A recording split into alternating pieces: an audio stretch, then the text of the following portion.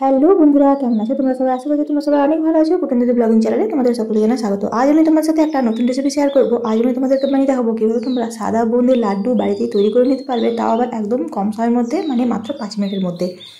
দেখো, প্রথমে আমি নিয়ে নিয়েছিলাম সামান্য পরিমাণ বিউলির ডাল, আর বিউলির ডালটাকে আমি খুব ভালোভাবে আগের দিন রাত্রে ভিজিয়ে রেখেছিলাম। এরপর এই ডালটাকে আমি খুব সুন্দর করে কিন্তু মিক্সিতে খুব ভালোভাবে বেটে নিয়েছিলাম।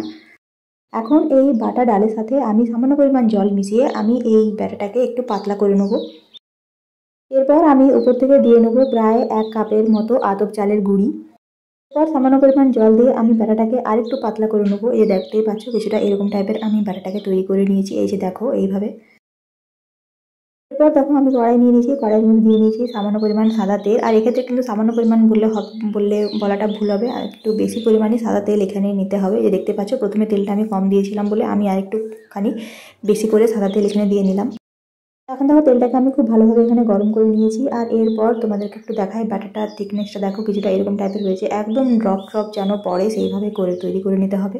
আমি এখানে নিয়ে নিয়েছি একটা পরিষ্কার ঝাঁঝরি, আর এই ঝাঁঝরার ভেতর দিয়ে খুব ভালোভাবে এই ড্রপগুলোকে আমি এই গরম তেলের মধ্যে ছেড়ে নেবো। গরম তেলে যাওয়ার পরই এই ড্রপগুলো কিন্তু একদম উপর থেকে নিচ থেকে ওপর দিকে উঠে চলে আসবে। আর এইভাবে এক হাতা তৈরি করার পর বোঁদেগুলোকে তৈরি করার পর সামান্য পরিমাণে ভেজে নিয়ে, একদম কিন্তু লাল করে ভাজা যাবে না, লাল করে ভাজলে কিন্তু এগুলো লাল হয়ে যাবে। সামান্য পরিমাণ 1 থেকে 2 মিনিট এগুলোকে নাড়াচাড়া করার পর তুলে নিতে হবে। 1 থেকে 2 মিনিট পর আমি প্রত্যেকটা বোঁদেকে খুব ভালোভাবে তুলে নেবো। এখন দেখো আমি এখানে নিয়ে নিয়েছি সসপ্যান, আর সসপ্যানের মধ্যে আমি দিয়ে নিয়েছি 1 কাপের মতো জল, আর দিয়ে নেবো প্রায় 2 কাপের মতো চিনি। এরপর এই চিনি জলটা দিয়ে আমি খুব ভালোভাবে চিনিটাকে গুলিয়ে নেবো। প্রায় 2 মিনিট ধরে ফোটানোর পর যখন চিনিটা চ্যাটচ্যাটে টাইপের হয়ে গেছে, এখন আমি এই যে আগে থেকে তৈরি করে রাখা বোঁদেগুলোকে এই চিনি রসের মধ্যে দিয়ে খুব ভালোভাবে নাড়াচাড়া করে নেবো। প্রায় 1 থেকে 2 মিনিট রেস্টে রাখার পর দেখতেই পাচ্ছ খুব সুন্দরভাবে কিন্তু বোঁদেগুলো তৈরি হয়ে গেছে, বোঁদের ভিতর রসটা খুব ভালোভাবে ঢুকে গেছে। এখন আমি যেটা করবো, হাতটাকে খুব ভালো করে আমি পরিষ্কার করে নিয়েছি। এরপর আমি সামান্য পরিমাণে চেপে চেপে এইভাবে কিছুটা লাড্ডুর মতো করে তৈরি করে নেবো। লাড্ডুগুলো পুরোটাই তৈরি হয়ে গেছিলো। এখন আমি দেখলাম যে লাড্ডুটা একটু সামান্য পরিমাণে শক্ত করার জন্য আমি লাড্ডুটার ভেতরে দিয়ে নেবো, লাড্ডুটার উপর থেকে আমি দিয়ে নেবো সামান্য পরিমাণ চিনি গুঁড়ো। এখানে আমি নিয়েছি চিনি, আর চিনিটাকে ভালো করে গুঁড়ো করে নিয়েছি।